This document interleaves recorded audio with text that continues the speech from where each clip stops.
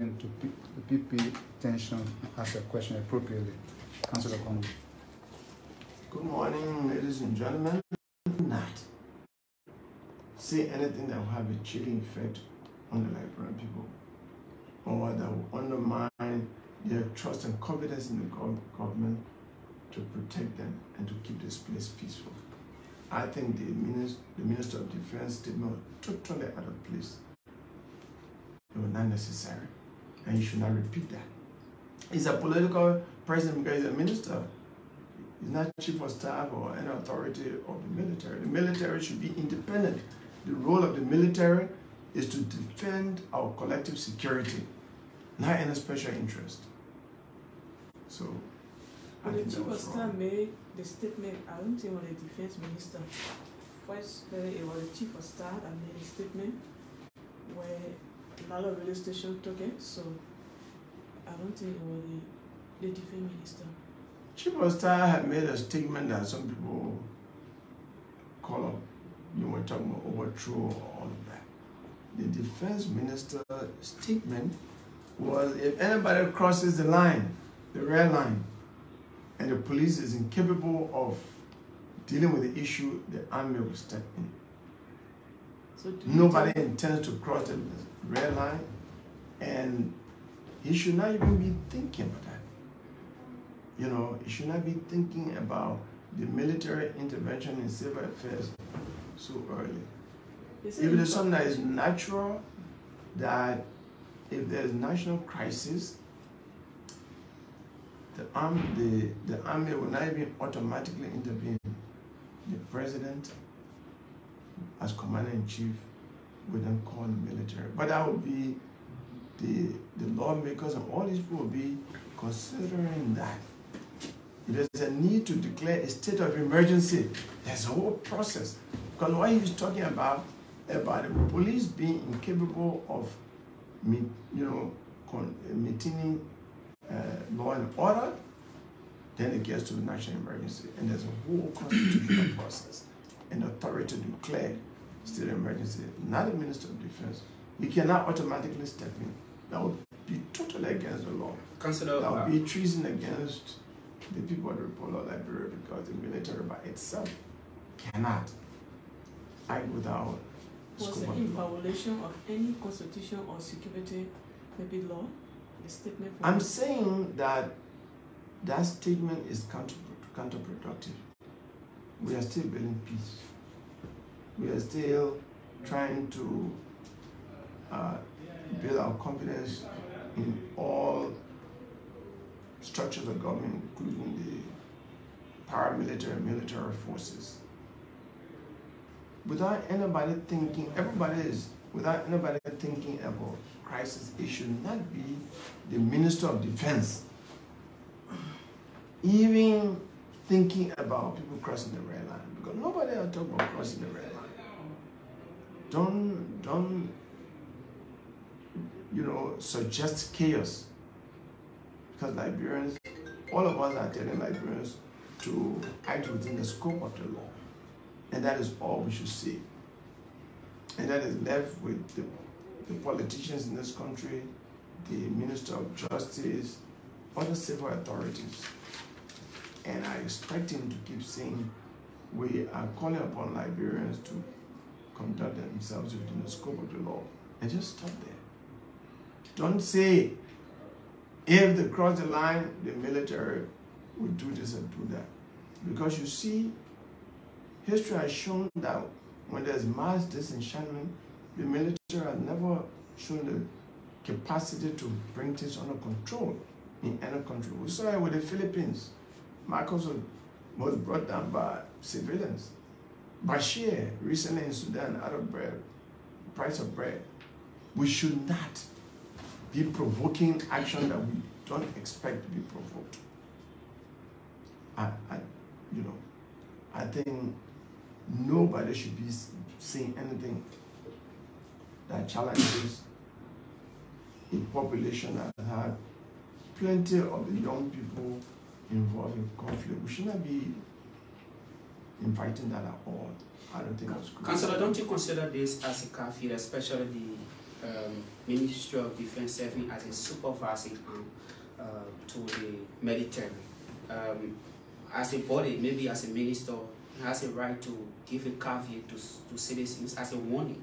I mean, to just be able to set a basis where maybe people who may be thinking that they may get involved into some other issues that are against the nation's growth. Something of such. But nothing happened. Nobody said anything.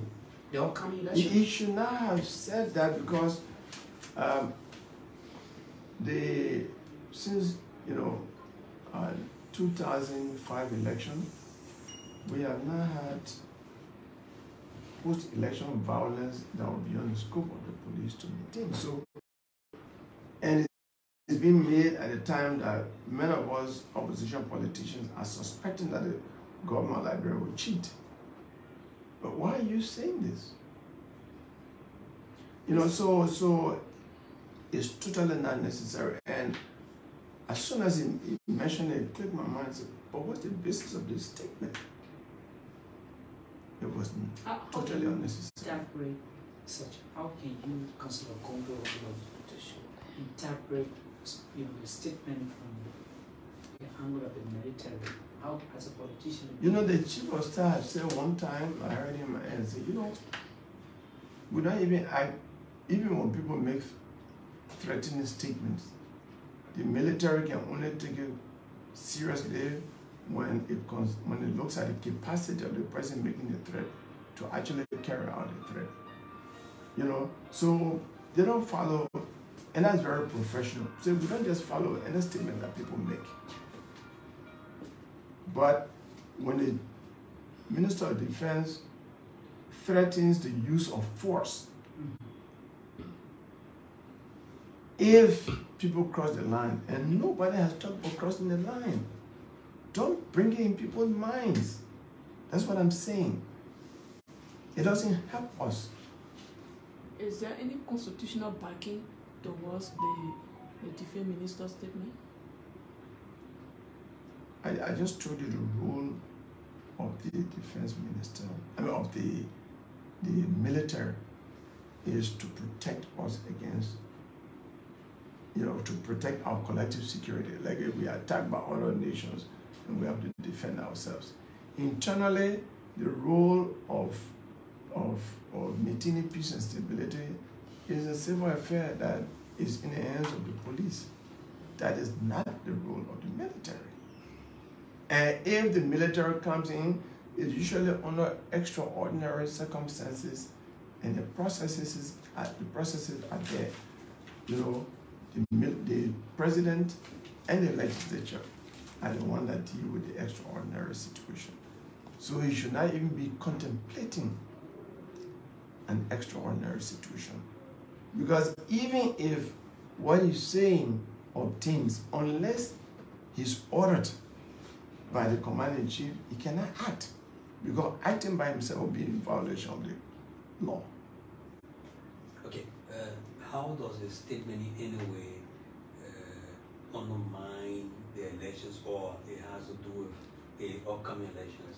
Now, if you say that if people cross the red line and they don't go to court and they don't do this, the military will step in, people start thinking about the fraudulent election that have been held in the sub-region. You saw the electoral violence that followed the election in the Ivory Coast that brought about the 2002-2003 conflict in Ivory Coast. We should not be thinking about that. We should be telling the people of Liberia that the election will be free and fair, will be transparent, and all the processes will be followed. Don't say that if people don't follow the law and cross the red line, the military and the police is incapable, the military will step in. Because unless the military is ordered, the military cannot step in by itself. Don't say that. He does not have the authority, the legal authority to make the military to step in. No. So don't do that. We are peace building. We're trying to build a peaceful society, and we should not create any suspicion of insecurity. We should not be. It is irresponsible to do that. Right. Look, over 300,000 people die in this country because of bad governance, stimulated by arbitrariness and not people following the law, greed, and doing things wrongly. I am just telling the Minister of Defense to stay within his lane. He does not have the authority. If the whole country is burning, if the commander-in-chief does not give the chief of staff, they does not order the military to do anything, the military will not do anything. So he should not even be saying that, because that order has not been given him. Okay. No, let me just, I can recall, if you can recall, some part of 2021, 2022, so the military, according to them, they were training for the election. They were training conducted by the military for the upcoming election. But we did not hear many of the opposition raising eyebrow unless this statement. Why are you raising eyebrow when there have been symposium, security symposium for this election? They have been training by the military for this election. Out of peaceful situation, we are all here. And I just say, if any journalist from this press conference misquotes me, I will do so and so. When I've not been misquoted. Immediately, as a journalist, your reaction will be, what's the basis of this statement? I'm saying they look for the military, the paramilitary forces to train in order to make sure that they help the electoral process be peaceful is normal. The government might even, election commission might even say, all right, we'll make sure that the military is deployed in certain places and all of that based upon the urgency at the time. So they should be prepared as part of the national responsibility to protect our collective security. So training is not wrong. They might even go for external training. I've been an international election observer. There are circumstances under which the military may be used, but nobody predicts that. You just prepare. So I'm saying, making statements like, if anybody crosses the line, on what basis are you thinking that people will cross the red line? There may not even be a need for a red line for anybody to cross. Don't be thinking about it. It doesn't help us. It has a chilling effect on a peaceful mindset. And some people might just say, oh, okay. Then we challenge and see what the military can do. We don't need that. We don't need that. An issue about vice president.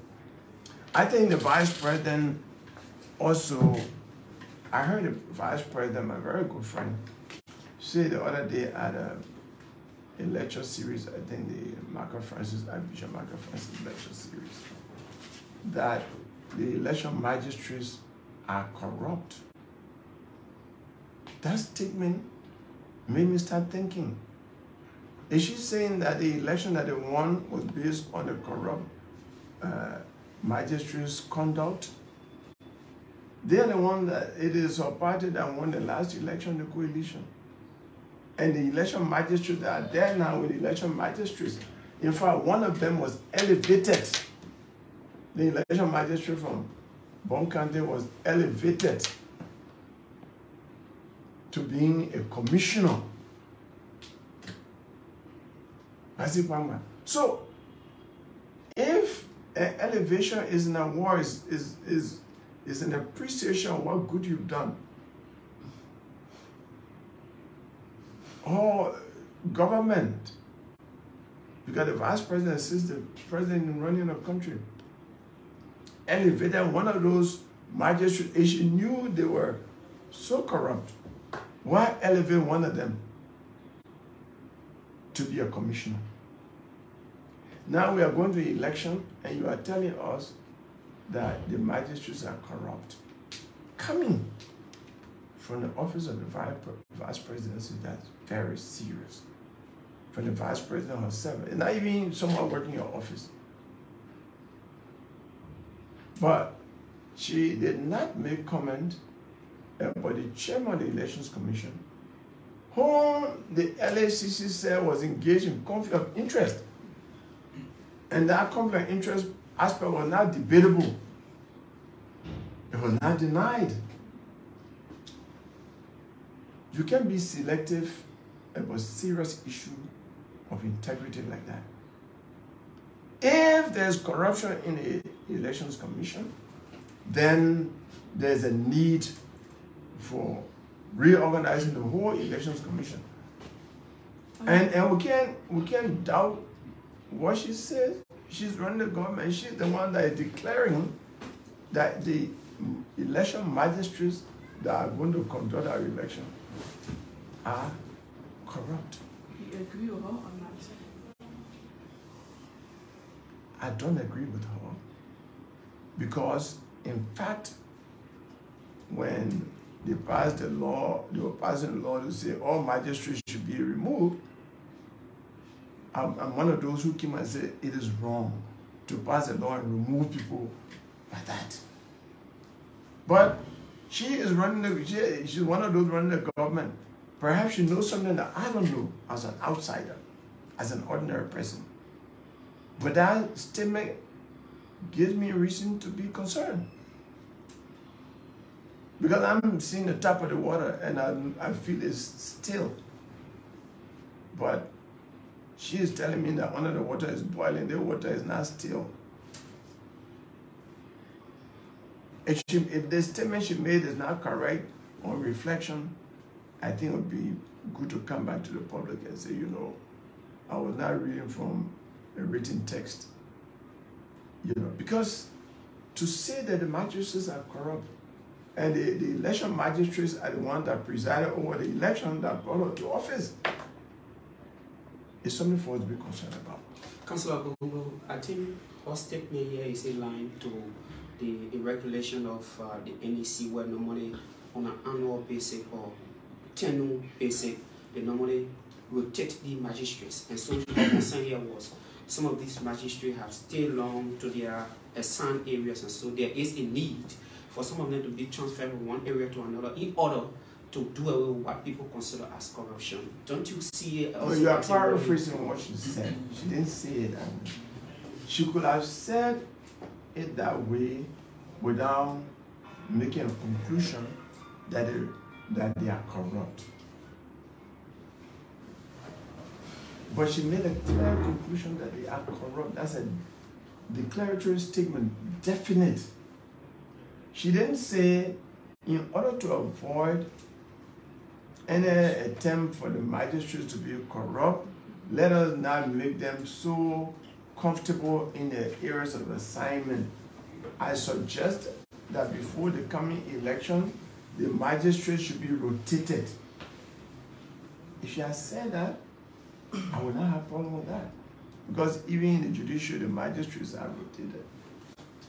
Council. Now, even the county attorneys sometimes are transferred from one county to another. People do that so that, you know, you say, oh, if the participants in the election are in a county where a magistrate has stayed for 10 years, maybe familiarities might make the magistrate not to be rigorous in enforcement of the election law. That is a reasonable statement that can be made. But when you say the magistrates are corrupt, that statement requires a government action. It means all of the magistrates should be dismissed. So what's and I take it that that's probably the CDC government bill that was sent for all the magistrates to be removed so that they can be replaced with seditions, is what she's trying to achieve through that kind of statement. And as someone participating in the election, I don't take that lightly. I'm really concerned about that. So what will you do as an opposition? Well, I'm expressing my opposition that they should not be removed. Because these are the people who conducted the election before. We didn't raise any issue. And now the election she benefited from, she comes and say that the magistrates are corrupt. When did they become corrupt? 2020 by-election, because she didn't show any particular incident. I mean, as public leaders, the society is controlled by statements that are made by public leaders. And I think if someone much lower than how I made that statement, the government would have been concerned and say, what do you? Because Elections Commission hasn't said that. And like I say, one of the very commissioners that she's talking about was elevated from being a magistrate to member of the board of commissioners. And elevation is symptomatic of, or it shows approval. It shows it's merit that you. Councillor, somebody may be concerned because on numerous occasions there have been cries from opposition that they do not trust the ability of the National Elections Commission, from the board chair down to some of these magistrates. Is a statement now in support of some of these? No, that's why she didn't talk about the board chair, where another institution of the executive branch, the LACC, had actually come out and said this woman is involved in conflict of interest. To be objective, she should have started from there.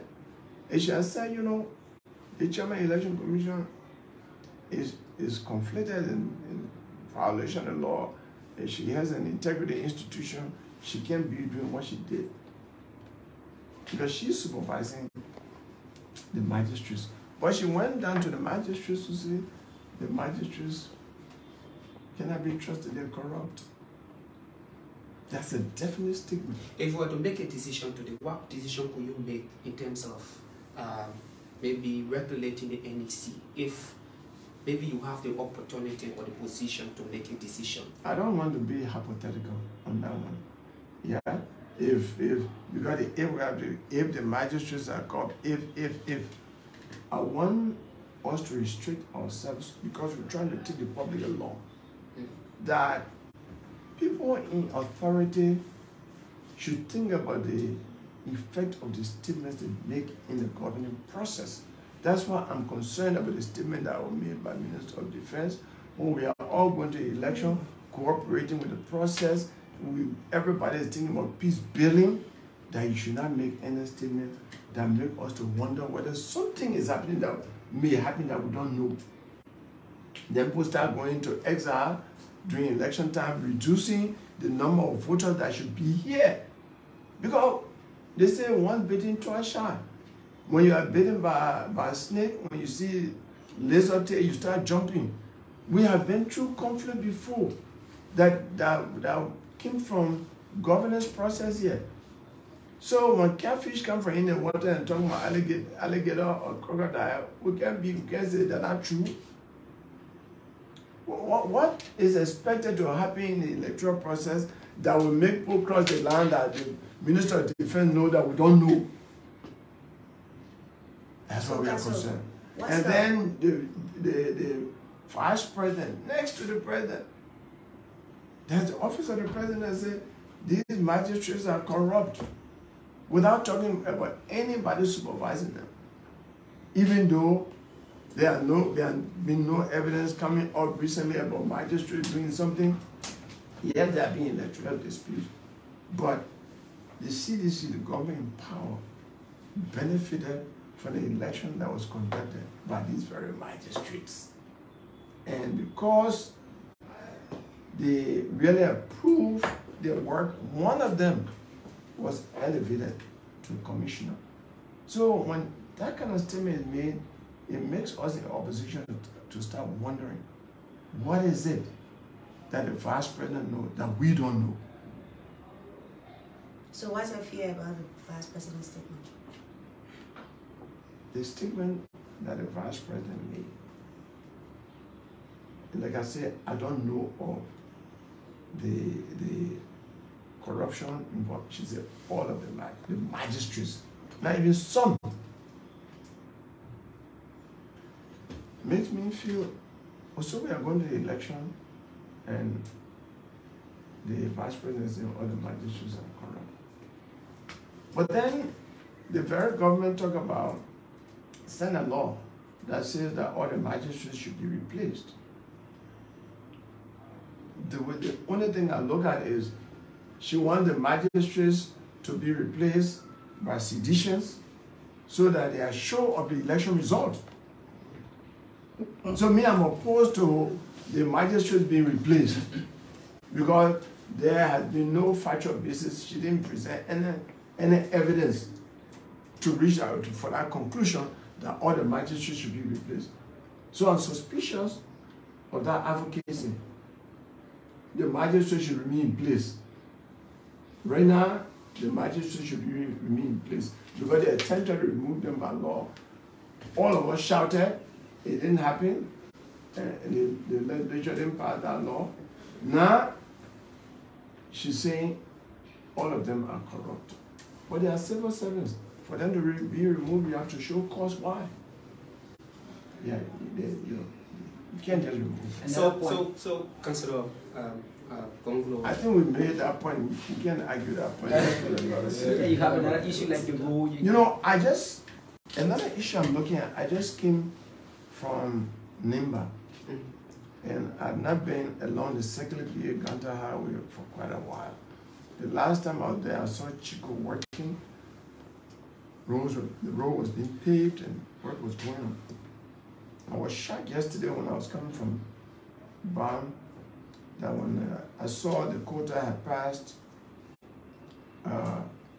Kokopa a little bit, and with the lines and all, I said, oh wow, they are doing well, they have come far. Then when I went ahead, I saw not even wheelbarrow on the road, no workers until I reached Cllr, and I was concerned. I said, there's nothing happening on the road. That this road that the president talked about in the State of the Nation address give hope that we are even working on the Cllr road and has gone far. I want the Liberian people to know that work has stopped. When I asked people, it is speculated that the government owes some amount of money. Some people are speculating $13 million. I think journalist Franklin Doluqui mentioned that about they are speculating that government not paid. Government owes Chico $13 billion they are not paid. And Chico just paid all her road building equipment, not even wheelbarrow, not shovel is on the road. Nothing is happening there right now. Liberian people should know that. So this whole idea that the road to Cllr is being built and they're going to top it and all that is something that is not happening right now. It stopped. It's been stopped for when you ought to inquire as to what's really happening. Maybe I asked, the day that you went there, you were not working. No. I asked. They said they packed their thing, they are no more. The company they are not there. I didn't see one caterpillar. For how long now they have stopped operation? I hear a few, maybe 2 weeks or a few weeks, I don't know. But Franklin Doluqui, I asked him, he's the journalist, we call him Ajuziro, in that area who goes everywhere.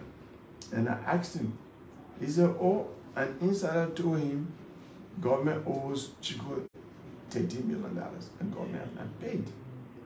And he just took the things and left the area. Maybe as a way of putting pressure on government to pay. But Chico is not in the area. And I hope that government can react to this and say, they took a break. Let them say something because everyone is worried in Nimba. All the people have left to. And as an ordinary person who is not in government, who doesn't know why, I have to flag this. I saw nothing is happening on the road right now and nobody is there. So the government should explain. And if the government explained this, as a citizen of Liberia, I would have known and said, oh, government explain why. But you did your own follow-up with the company? I didn't go to the company. I asked the journalists in the area. I asked people in the area, and they said they have not seen the people working for some time. And that's all I am saying. The only person who said government has not paid, and I said speculation. I'm not saying this is what people are speculating, that they left because government has not paid them. And I'm saying, I'm flagging it statement so that government can tell us what is happening, because the people have a right to know. Under Article 15C of the Constitution, the people have a right to know about the government and its functionaries. This is a government project. The people should be told. By the time Chico left the area, somebody should have explained, oh, Chico left the area for so and so reason and will return. It cannot be like that. The people have a right to know. I have a right to know as a citizen. Okay, Council, one of my reasons of me being here is the issue of this former LACC boss, Councillor Wambotiki. He had been given for citizenship by criminal code B. Where do you stand on the issue? Well, if he just became citizen, then everything that he was before is void ab initio. It means he has a law degree and he should now sit for the bar exam to become an attorney at law and then go through the process to become counselor at law. Because by becoming citizen now means that he was not a citizen before. And you have to be a citizen of Liberia to become an attorney at law. Anybody can acquire a law degree. I sat in class with a Nigerian. I also sat in class with American Ben Cox. In fact, when we graduated from law school in 1987 school year, we got admitted, and he said he should be admitted. And they said, you want to be admitted, be a citizen of Liberia? He said, no, I'll be admitted as a citizen of the United States, an African American, sat in class with me. Actually filed a case to the Supreme Court, and the Supreme Court denied him admission on the basis of the fact that he was not a Liberian citizen. So if you are not a Liberian citizen, you can't be a lawyer. We have a case on that.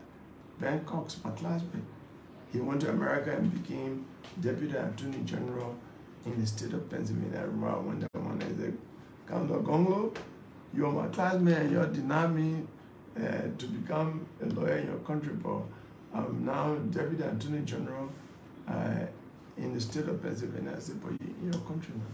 So maybe you're good, maybe you will now have the opportunity to be big man here. So we have a case on that. And I'm saying, are you going to file it before the Supreme Court? You know, I'm really concerned right now about winning minds to vote for me. I can't take all the fight, but you ask me my view, that's my view. The bar, maybe other lawyers, if they pay in court, my object to and say, you are not qualified to be counselor law because you just got admitted as citizen of Liberia.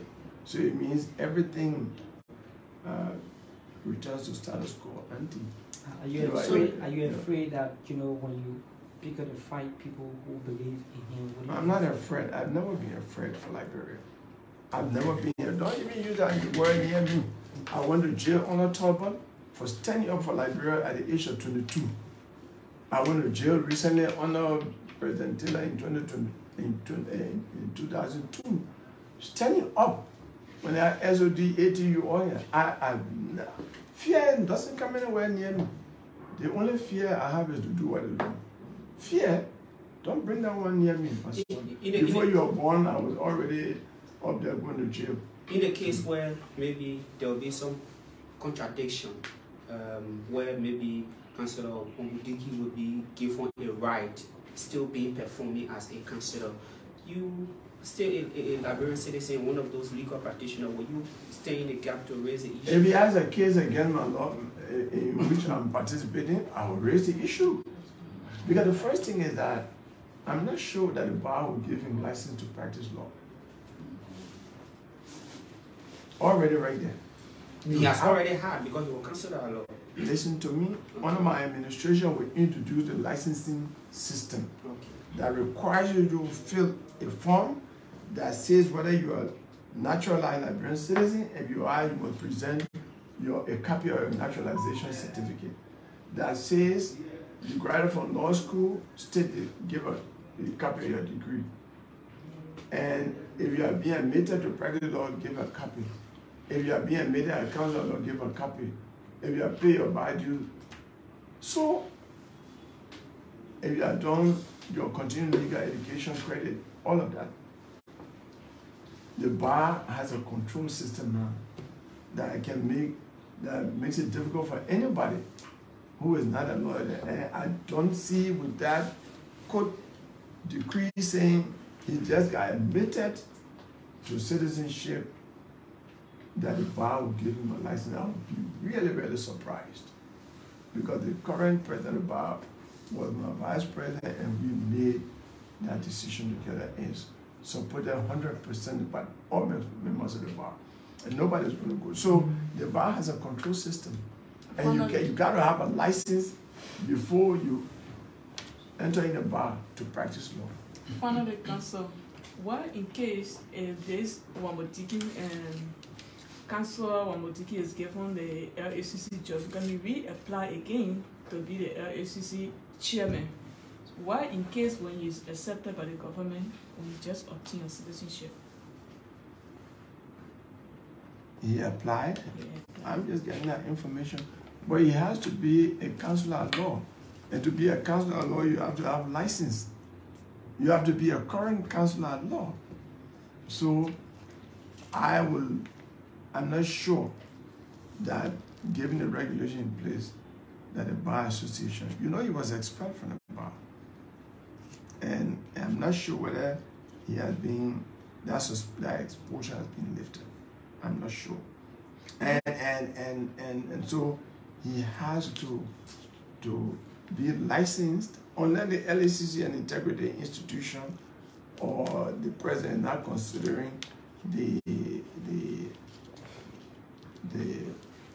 position of the bar.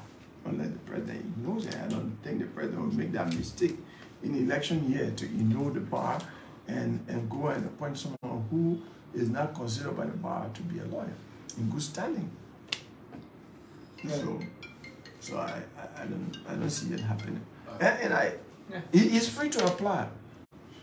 But whether that application will be considered now becomes a matter of law. And so I'm not concerned about him applying. Anybody can apply. But I don't, in my view, he's not qualified to be a member of the LACC because by his own admission that he was just admitted, he's not a lawyer. He has to go back and sit for the bar exam, become an attorney at law, and become a counselor at law. Is there any constitutional backing that? Which constitutional Is there any constitution that he should go and redo everything? I'm saying that when they say in law something is void ab initio, it means he's admitting now that he was not a citizen at the time that he became lawyer. Okay. By his own admission, he did not contest. He should have. Well, you said in the Supreme Court, the Justice Ministry should determine, right? So he went through, and now they gave him oath that he is now a citizen of Liberia as of the day that he took the oath. Then, all the things he did that a citizen should have done before he became citizen, in my view, are null and void ab initio. They are null and void. They were not, he didn't do it with any legal authority. All right? And even the law school could actually call him and say, you know what? We thought what you presented was true, that you were a citizen of Liberia, and that's why we didn't let you pay the foreign students' fee. And you pay the Liberian students' fee here. It could even go further. The UN could say, look at you. You took a place for the Liberian local lawyers because you work with the UN on Liberian slot, working with the Legal Judicial Services Division, where Liberian lawyers were being employed to work. So it could go way, way back, just by the fact that he only became citizen now. And he went to law school as a Liberian citizen. He went to Bamagida as a Liberian citizen, I understand. So the implication of just becoming a citizen is wide. It's quite negative in terms of the opportunities that that he could be seeking this country, because the right thing just began from the time he admitted that, he was admitted as citizen of Liberia, you know, and we can apply different rules to him. Okay. Because, like I just told you, my classmate was denying being a lawyer because he refused to become a Liberian citizen. Maybe he had become a Liberian citizen because he would have been a lawyer. If that's a rule, that's a rule, you know. Okay, colleagues, thank you so much for your time. And we shall see. See, you say I can talk long, but you'll keep repeating this.